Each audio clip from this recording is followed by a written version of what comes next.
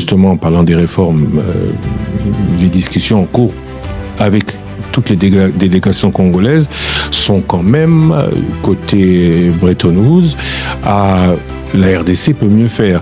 En ce qui concerne la gestion des finances publiques et la transparence notamment, on insiste, il faut renforcer la mobilisation des recettes intérieures, la mobilisation des ressources, avec plus de transparence, et aussi la lutte contre la corruption. Les perspectives à court terme sont vraiment aussi bonnes que vous le dites ? Oui, parce que vous savez que d'aucuns ont prédit le fait que, notamment à la faveur de l'appréciation du franc congolais, qu'on allait voir l'effondrement des recettes publiques, ce qui n'a pas été observé de manière tout à fait rationnelle dans les chiffres qui sont... Un peu quand même. Non, pas du tout. Mais en ayant maintenu, et vous récemment l'avez dit, et je veux vous Conseil des ministres, en ayant maintenu toutes les taxes d'un pays qui a sa monnaie en monnaie étrangère, le gouvernement ne vous a pas suivi. Non, c'est pas vraiment ça. Il faut pas faire le calcul de manière, je veux dire, j'allais employer un terme qui pourrait choquer, mais c'est quand même le cas. C'est qu'il ne faut pas raisonner de manière,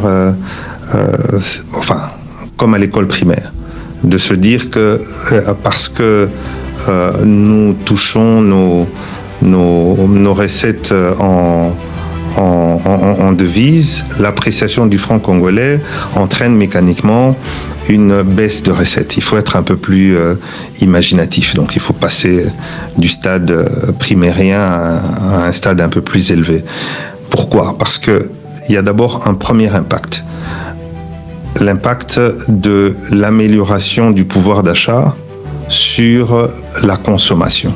C'est-à-dire qu'à partir du moment où on a un pouvoir d'achat qui s'améliore parce qu'on a un franc congolais qui se renchérit, donc le salaire qui représente beaucoup plus en termes de revenus pour la majorité des ménages de Congolais, c'est une consommation qui s'améliore, donc en termes de taxes par rapport à la TVA, l'État perçoit plus. Ça, c'est de 1. De 2, c'est que cette amélioration du franc congolais est arrivée à un moment où le prix du cuivre commençait à s'apprécier de manière considérable. Il faut savoir que avant cette appréciation du franc congolais, toute l'année 2025, nous avions un prix de cuivre en moyenne à $9 000 la tonne. Et nous sommes passés à partir de octobre 2025 à un prix à $11 000 pour finir l'année quasi à 12 000 voire 13 000 $. Donc ça veut dire que les recettes en termes d'exportation sont beaucoup plus grandes pour la même quantité de cuivre produite et exportée. Et troisième facteur, c'est que nous avons passé quasi toute l'année 2025 avec l'interdiction d'exporter le cobalt. Et quand la décision a été prise par le gouvernement de pouvoir stopper les exportations du cobalt, le prix du cobalt était à $21 000 la tonne. Et quand donc le gouvernement a décidé de reprendre les exportations, nous sommes passés à $40 000 la tonne.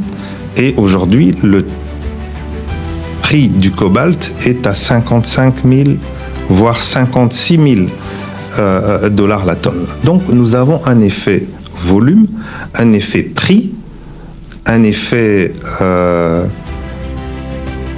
augmentation de la consommation qui compense cet effet mécanique qu'on pourrait expliquer à des élèves d'école primaire. Mais quand on pousse un peu la réflexion de manière un peu plus, je veux dire, évoluée, on se rend compte que les effets sont compensés par la réalité, et c'est pour cela qu'on peut remarquer que les recettes budgétaires n'ont pas baissé en République démocratique du Congo. Moi, je